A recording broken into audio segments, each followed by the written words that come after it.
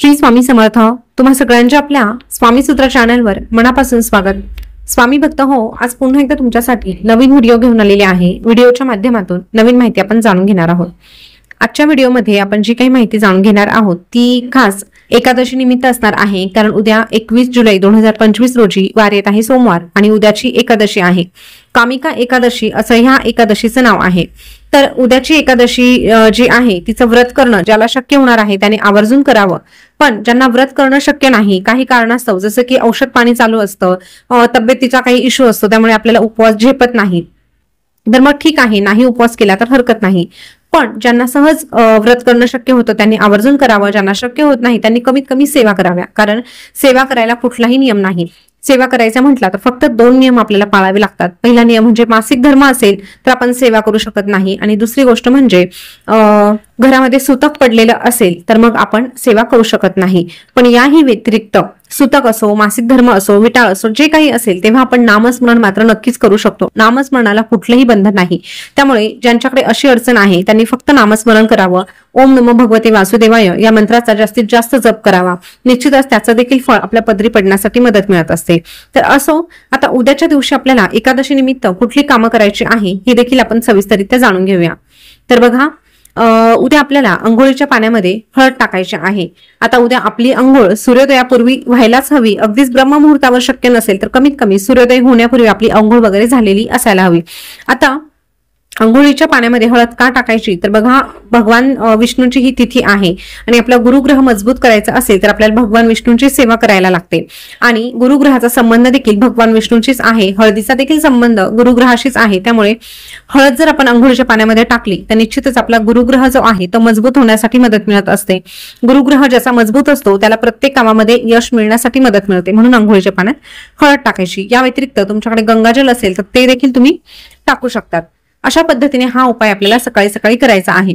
त्यानंतर अंघोळ झाल्यानंतर आपल्या संपूर्ण घरामध्ये हळदीचं पाणी शिंपडायचं आहे।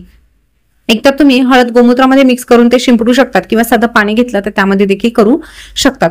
त्यानंतर आपला जो मुख्य दरवाजा आहे त्यावर देखील छोटे छोटे उपाय करायचे आहे, ते देखील हळदी संबंधीच असणार आहे। आता जे जुने सबस्क्रायबर आहे त्यांनी बरेच व्हिडिओमध्ये आपले हे उपाय ऐकलेले असतील, पण जे कोणी नवीन सबस्क्रायबर जोडले जातात त्यांच्यासाठी पुन्हा एकदा सांगावं लागतं। तर बघा, आपला जो मुख्य दरवाजा आहे त्याच्या बाहेर देखील आपल्याला थोडंसं गोमूत्र आणि हळद एकत्र करून शिंपडायचा आहे। त्यानंतर आपला जो मुख्य दरवाजा आहे त्यावर देखील थोडंसं हळदीचं पाणी शिंपडायचं आहे आणि तो दरवाजा पुसून घ्यायचा आहे। उंबरठ्यावर हळदीचं लेपन करायचं आहे। मुख्य दरवाजावर हळदीने आपल्याला शुभ लाभ लिहायचा आहे, स्वस्तिक देखील काढायचा आहे। अशा पद्धतीने छोटे छोटे उपाय आपण मुख्य दरवाजात संमती करू शकतो। त्यानंतर मुख्य दरवाजाजवळ एक छोटासा दिवा लावायचा आहे, मग तो तुम्ही तुपा किंवा तेलाचा लावा। तुपाचं लावणं शक्य असेल तर तुपाचा लावा, नसेल तर मग तेलाचं लावायला हरकत नाही, पण दिव्यामध्ये आपल्याला चिमूटभर हळद ही आवर्जून टाकायचीच आहे। त्यामुळे हळदीचे जे काही उपाय आहे किंवा हळदीचा वापर उद्या आपल्याला जास्तीत जास्त करायचा आहे हे लक्षात घ्या। अशा प्रकारे त्या ठिकाणी दिवा लावून झाल्यानंतर आपल्या घरामध्ये यायचं, आणि तुम्ही जेव्हा देवपूजा करणार आहात तेव्हा देखील काही उपाय करायचे आहे।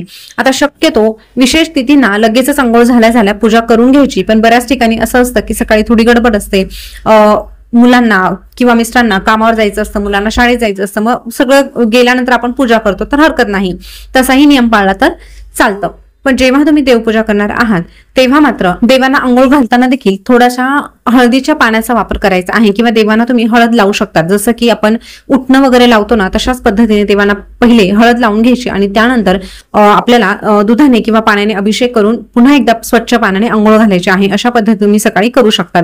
आता बाळकृष्णाची मूर्ती ही प्रत्येकाच्या देवघरामध्ये असतेच असते, तर त्या बाळकृष्णाच्या मूर्तीवर देखील तुम्हाला अभिषेक घालायचा आहे। अभिषेक करताना दूध, दही, तूप, मध, साखर या गोष्टी घ्यायच्या आहे। त्या पंचामृताने अभिषेक घालायचा, पण अभिषेक घालताना शंखाचा वापर करायचा। शंख हा मोस्टली सगळ्यांच्याच घरात असतो, तुमच्याकडे नसेल तर तुम्ही एकादशीच्या मुहूर्तावर उद्या नक्कीच खरेदी करू शकतात। जेव्हा आपण एकादशीच्या दिवशी किंवा दर गुरुवारी शंखाच्या साह्याने भगवान विष्णूंच्या म्हणजेच बाळकृष्णाच्या मूर्तीवर अभिषेक घालतो किंवा स्वामींच्या मूर्तीवर अभिषेक घालतो, तेव्हा निश्चितपणे आपल्यावर त्यांची कृपा होण्यासाठी तर मदत मिळते, पण आपला जो गुरुग्रह आहे तोही मजबूत होतो आणि आपल्या ज्या काही समस्या आहेत त्या देखील सुटण्यासाठी मदत मिळते। तसेच माता लक्ष्मीची कृपा होण्यासाठी देखील मदत मिळते, म्हणून देवघरामध्ये शंखाला अनन्यसाधारण असं महत्व आहे। त्यातले त्यात अभिषेकासाठी जर तुम्ही वापरला तर त्याचे जे काही तुम्हाला फळ प्राप्त होते ते द्विगुणित स्वरूपात असते।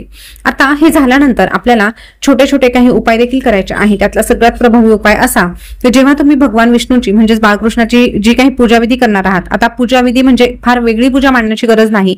जशी तुम्ही देवांना आंघोळ घालतात, दररोजची आंघोळ वगैरे झाल्यानंतर अष्टगंध वगैरे कपाळी लावतात, नैवेद्य वगैरे दाखवतात, तशा पद्धतीने सगळं काही करून घ्यायचं। पण त्यासोबतच आपल्याला बाळकृष्णाच्या मूर्तीसमोर 1 रुपयाचं नाणं ठेवायचं, त्या नाण्याची देखील पूजा करायची, हळद अर्पण करायची।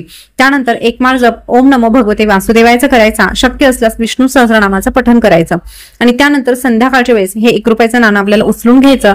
एकतर ते तुम्ही तुमच्या पाकिटात ठेवू शकतात किंवा एखाद्या लाल किंवा पिवळ्या कपड्यामध्ये गुंडाळून ते तुमच्या तिजोरीतही ठेवू शकतात।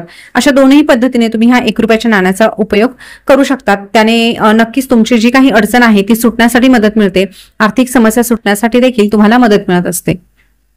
आता आर्थिक समस्या सुटण्यासाठी अर्थातच नेहमीप्रमाणे तुम्हाला पुन्हा एकदा ते सांगत आहे की आपल्याला कष्ट करणं गरजेचं आहे, कष्टाला पर्याय नाही। देरे हरी खाटल्यावरी असं होत नाही, त्याच्यामुळे कष्ट करायचे, पण दैवी शक्तीची साथ नशिबाला मिळण्यासाठी आपल्याला हे उपाय करायचे आहे। त्यानंतर आपल्याला उद्याच्या दिवशी काही ठिकाणी स्वस्तिक देखील आवर्जून काढायचं आहे। सकाळी सकाळी काढणं शक्य झाले तर सकाळी काढा, नाहीतर संध्याकाळच्या वेळेस काढायला हरकत नाही।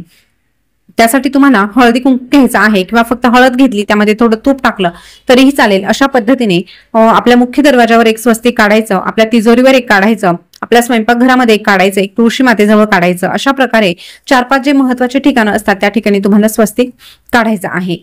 त्यानंतर तुळशी मातेला देखील आपल्याला काही गोष्टी अर्पण करायच्या आहे। आता तुळशी मातेला एकादशीच्या दिवशी जल अर्पण केलं जात नाही, तुळस तोडली देखील जात नाही, तुळशीची पानंही तोडली जात नाही। हा नियम आपल्याला कडकडीत पाळायचा आहे, कारण तुळशी मातेचं देखील एकादशीच्या दिवशी व्रत असतं, त्यामुळे तुळशी मातेला स्पर्श करायचा नाही। त्यामुळे आपण फक्त दुरून दिवा हा प्रज्वलित त्या ठिकाणी करू शकतो। या व्यतिरिक्त तुम्हाला त्या ठिकाणी बसून विष्णू सहस्रनाम वाचणं शक्य असेल, श्री सुक्त म्हणणं शक्य असेल किंवा पुरुष सुक्त म्हणणं शक्य असेल तर ती सेवा तुम्ही नक्कीच करू शकतात। आणि त्यासोबतच तुळशी मातेजवळ तुम्हाला 1 रुपयाचं नाणं देखील ठेवायचं आहे। ते नाणं तुम्ही तुळशी मातेच्या त्या मातीमध्ये खोचू शकतात, फक्त तुळशीला स्पर्श न करता। पण जर तुम्हाला वाटत असेल की तुळशीची कुंडी जी आहे छोटी आहे, स्पर्श लागू शकतो, तर मग तुम्ही फक्त 1 रुपया त्या ठिकाणी ठेवून द्या, त्याची पूजा करा आणि दुसऱ्या दिवशी त्या मातीमध्ये तुम्ही तो 1 रुपयाचं नाणं जे आहे ते खोचून देऊ शकतात। अशा प्रकारे हा छोटासा उपाय तुम्हाला करायचा आहे। या व्यतिरिक्त तुळशी मातेजवळ तुम्ही सौभाग्याचे अलंकार देखील ठेवू शकता, जसं की हिरव्या बांगड्या आहे, लाल रंगाची चुनरी वगैरे आहे। ह्या ज्या गोष्टी आहेत त्या तुळशी मातेजवळ तुम्ही दुरून ठेवू शकतात। दुसऱ्या दिवशी त्या बांगड्या तुमच्या स्वतःच्या मापाच्या असतील तर तुम्ही स्वतः वापरू शकता किंवा एखादी गरजू महिला असेल किंवा एखादी सवाष्ण महिला असेल तिला देखील त्या तुम्ही दान म्हणून देऊ शकतात। अशा प्रकारे हा छोटासा उपाय करा आणि जी चुनरी आहे ती तुळशी मातेवर तुम्ही टाकू शकतात। दर एकादशीला तुम्ही अशा प्रकारे नवीन चुनरी अर्पण केली, जुनी पुन्हा एकदा विसर्जित केली आणि नवीन त्या ठिकाणी आणून ठेवली तर याने देखील आपल्याला माता लक्ष्मीची कृपा होताना दिसून येते। त्यानंतर बघा, उद्या शक्यतो पिवळ्या रंगाचे वस्त्र परिधान करण्याचा प्रयत्न करा। पिवळा रुमाल जरी तुम्ही जवळ बाळगला, आता बऱ्याच ठिकाणी कामाच्या ठिकाणी आपला ड्रेस कोड असतो, त्यामुळे आपण वेगवेगळ्या रंगाचे कपडे घालून जाऊ शकत नाही। अशा वेळेस आपल्या खिशामध्ये पिवळ्या रंगाचा रुमाल ठेवायचा आहे। त्यासोबतच जर दान करण्याची तुम्हाला इच्छा असेल, आवड असेल तर निश्चितच तुम्ही एकादशीच्या दिवशी पिवळ्या रंगाचं दान करणं शुभ मानलं जातं, त्यामुळे ह्या छोट्या छोट्या गोष्टी आवर्जून करून पहा। त्यानंतर घराजवळ कुठे विठ्ठलाचं मंदिर असेल, भगवान विष्णूंचं मंदिर असेल, स्वामींचं मंदिर असेल तर त्या ठिकाणी देखील एखादी पिवळ्या रंगाची वस्तू तुम्ही नक्कीच देऊ शकतात। अशा प्रकारे छोट्या छोट्या गोष्टींचा अवलंब जर आपण एकादशीच्या दिवशी दिवसभरामध्ये केला तर निश्चितच माता लक्ष्मीची तर कृपा होतेच, भगवान विष्णूची कृपा आपल्यावर होते, कारण जिथे विष्णू भगवान असतात तिथे माता लक्ष्मीला यावंच लागतं असं म्हटलं जातं। म्हणून भगवान विष्णू आणि माता लक्ष्मी यांची एकत्रितरित्या सेवा आपल्याला एकादशीच्या दिवशी करायची आहे। या व्यतिरिक्त तुमच्याकडे बाळकृष्णाची मूर्ती नसेल तर तुम्ही स्वामींच्या मूर्तीवर देखील ह्या सांगितलेल्या सेवा करू शकतात, कारण स्वामी महाराज म्हटलं तर भगवान विष्णूंचाच अवतार आहे। तर असो, आजची माहिती या ठिकाणी मी थांबवत आहे। तुम्हाला याबद्दल शंका वाटत असेल तर तुम्ही ते कमेंट करून विचारा। माहिती कशी वाटली तेही कळवा आणि आपल्या स्वामी सूत्र चॅनलवर तुम्ही पहिल्यांदा आले असाल तर चॅनलला सबस्क्राईब देखील आवर्जून करा, तसंच बेल बटन प्रेस करायला विसरू नका। पुन्हा भेटूया नवीन व्हिडिओ सोबत नवीन माहिती घेऊन। तोपर्यंत बोलत रहा श्री स्वामी समर्थ, जय जय स्वामी समर्थ। धन्यवाद।